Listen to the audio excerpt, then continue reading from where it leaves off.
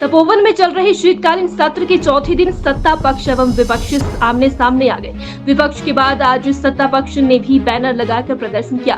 विपक्ष ने कांग्रेस सरकार को 5 लाख युवाओं को नौकरी देने का वादा याद दिलाया, तो इसके जवाब में सत्ता पक्ष के विधायकों ने भी विधानसभा परिसर में प्रदर्शन कर पीएम के प्रत्येक व्यक्ति के खाते में 15 लाख रुपए और सालाना 2 करोड़ नौकरी का वादा याद दिलाने को लेकर प्रदर्शन किया। इस दौरान दोनों पक्षों के सदस्य एक दूसरे के बीच आकर नारेबाजी करने लगे। भाजपा ने विरोध स्वरूप डिग्रियां भी चलाई। लगातार 3 दिनों से भारतीय जनता पार्टी के लोग जिस प्रकार से प्रदेश की जनता का ध्यान बांटने की कोशिश कर रहे हैं और मनगढ़ंत बातें कर रहे हैं, उसी के मद्देनजर रखते हुए आज हमने कांग्रेस पार्टी के जो विधायक हैं उन सभी ने आज निर्णय लिया कि क्यों ना इनको इन्हीं की भाषा में जवाब दिया जाए। जैसा कि आप सभी को मालूम है, 2014 में मोदी जी ने पूरे देश को संबोधित करते हुए कहा था कि हर वर्ष मैं 2 करोड़ नौकरियां दूंगा बेरोजगारों को, लेकिन वो 2 करोड़ नौकरियां आज तक नहीं मिल पाई। और यह भी कहा था कि 15-15 लाख रुपए सबको देंगे, वो भी नहीं दिए। उसके बाद कहा था 100 दिन में महंगाई खत्म कर देंगे, वो भी नहीं हुए। फिर उसके बाद कहा था कि पाकिस्तान में एक सर कटेगा, पाकिस्तान के हम 10 सर काट के लाएंगे, तो वो सर पता नहीं कहाँ घूम गए। तो ये हर जगह झूठ ही झूठ।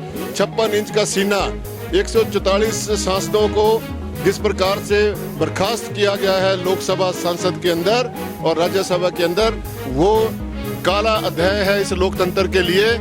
और लोकतंत्र प्रणाली को जिस प्रकार से ये दिन प्रतिदिन खत्म करने की कोशिश कर रहे हैं, लेकिन कांग्रेस पार्टी जो है कभी भी इन मंसूबों को पूरा नहीं होने देगी। राष्ट्रीय आपदा पैकेज नहीं मिला, विशेष पैकेज की मांग लगातार करते रहे और उसके बाद भी इस तरह से देखिए, यही तो जो विपक्ष के जो लोग हैं, ये लगातार जब से हमारे प्रदेश में आपदा आई है तब से लगातार राजनीति कर रहे हैं। आपको ज्ञात होगा जब मानसून सत्र में इनके प्रस्ताव को पारित किया गया, सरकार ने भी प्रस्ताव लाया, दोनों प्रस्तावों के ऊपर लगातार 3 दिन तक सदन के अंदर चर्चा हुई और उस चर्चा में सबने ये माना कि प्रदेश के अंदर एक भयंकर आपदा आई है, सबको मिलजुल कर इसके लिए लड़ना होगा।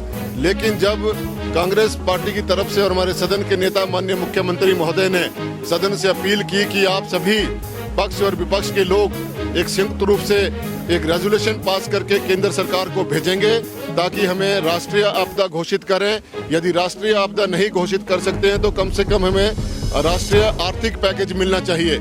लेकिन बड़े शर्म की बात है कि भारतीय जनता पार्टी के लोग अपने जिम्मेवारी से को ना निभाते हुए चुपचाप से मूक दर्शक बनकर बैठे रहे। आज इनको कहां से ये याद आ गया सब कुछ। जहां तक हमारे प्रदेश सरकार की बात है, माननीय मुख्यमंत्री महोदय लगातार आर्थिक संसाधनों में कमी होने के बावजूद जिस प्रकार से उन्होंने 4500 करोड़ रुपए का एक आर्थिक पैकेज घोषित किया अपने प्रदेश की जनता के लिए, उनके जो टूटे हुए भवन थे और उनको रिलीफ मैनुअल में इतना भारी बदलाव करके जो है वो पूरे देश भर के पहले मुख्यमंत्री बने हैं। और उन्होंने गरीबों का और आम जन का जो सहायता की है वो अपने आप में एक बहुत बड़ी बात है।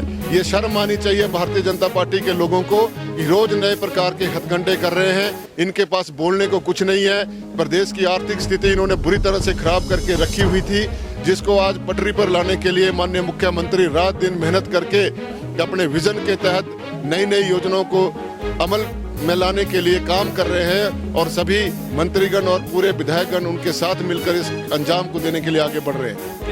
ये में सुर्खियों में बने रहने के लिए इस प्रकार के कार्यक्रम ये चला रहे हैं जो कि निंदा के पात्र हैं, क्योंकि इनके पास बोलने को कुछ नहीं है।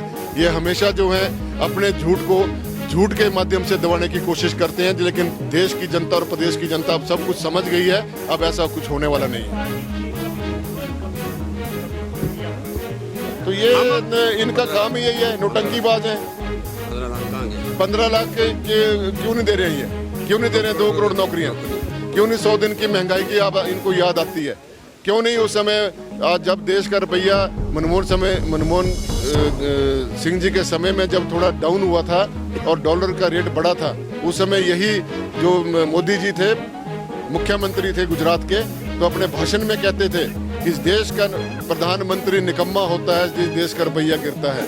आज रुपया कहाँ पहुँच गया है और डॉलर कहाँ पहुँच गया है, तो आज मोदी जी को क्या कहा जाए, ये जरा इनसे पूछिए।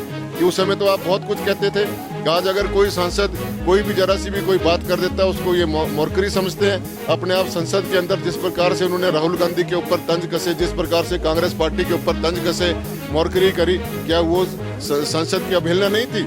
अगर कोई इनके खिलाफ बोले तो वो अवहेलना हो जाती है, कानून का तोड़ हो जाता है। लेकिन जब ये स्वयं जो है ये भ्रष्टाचारियों को संरक्षण दे रहे हैं तब वो सब पाक साफ हो जा रहे हैं।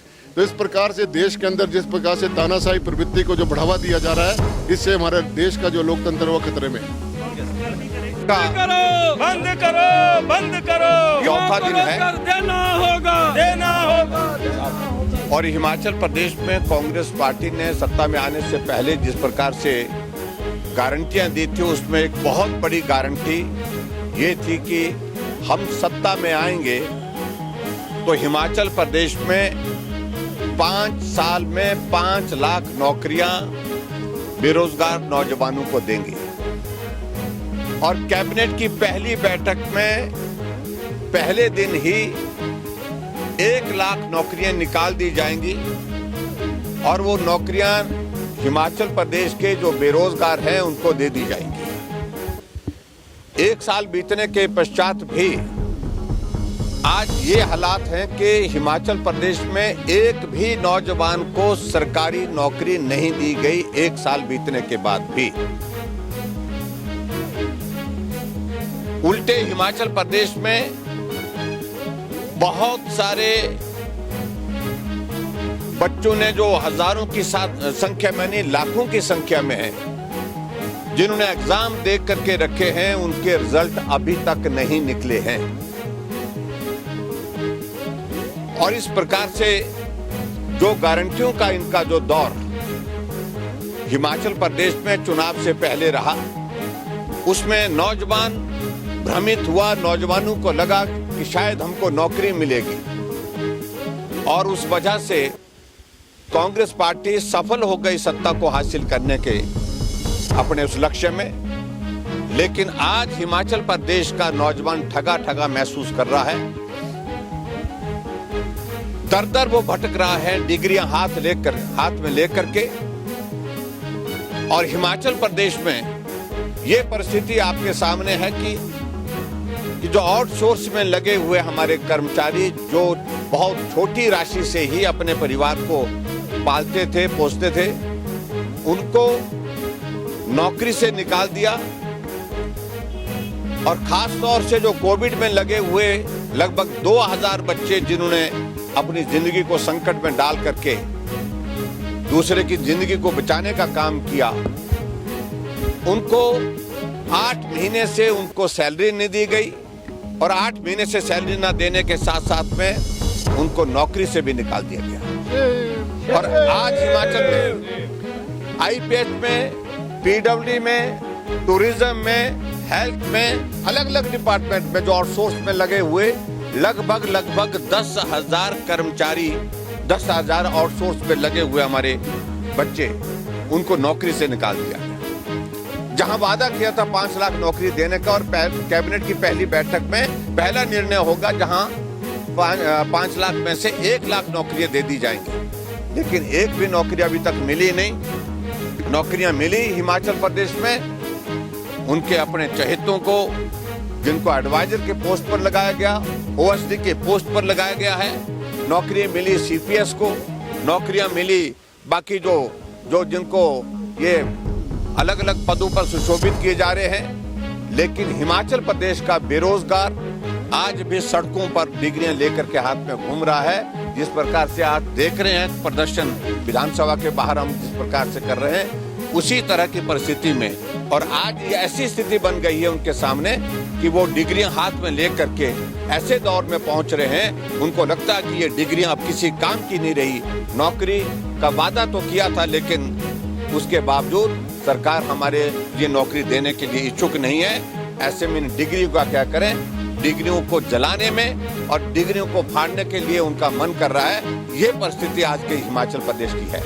इसलिए आज विधानसभा का ये चौथा दिन है और विधानसभा के चौथे दिन हमने ये तय किया जो सबसे बड़ा मुद्दा है, जो हिमाचल प्रदेश से के 10 लाख से ज्यादा बेरोजगारों की जिंदगी से, उनके भविष्य से जुड़ा हुआ विषय है। उस विषय को लेकर के आज हम यहाँ आपके बीच में यहाँ प्रदर्शन करते हुए विधानसभा के बाहर एकत्रित हुए हैं। और आप सब लोग इस सारी चीज को पिछले 4 दिन से देख रहे हैं कि गारंटी के एक एक सिलसिलेवार हम लोगों के सामने अपनी बात रखने की कोशिश कर रहे हैं। आप सब आए, बहुत बहुत धन्यवाद।